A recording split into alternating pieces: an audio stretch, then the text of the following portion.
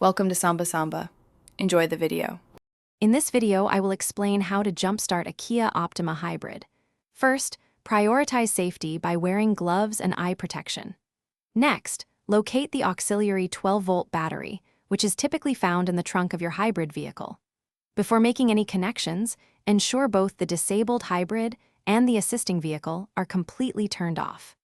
This crucial step helps prevent any electrical surges or potential damage to either car systems. Now, let's connect the jumper cables. Take one red positive clamp and securely attach it to the positive terminal of your hybrid's dead auxiliary battery. Then, connect the other end of the red positive cable to the positive terminal of the assisting vehicle's good battery.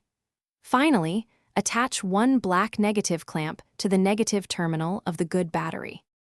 For the final connection, attach the remaining black negative clamp to an unpainted metal surface on the engine block or chassis of your hybrid, away from the battery.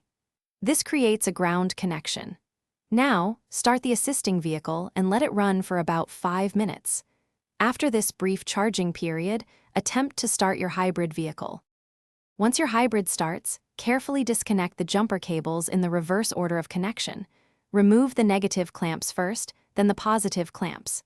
Drive your hybrid for at least 20 minutes to allow the auxiliary battery to recharge properly. If your car struggles to start again, it might be time to have the battery checked. Also, make meal prep easy with these leak-proof containers. Check the description for a link and other great deals. Thanks for watching. Consider subscribing if we helped you.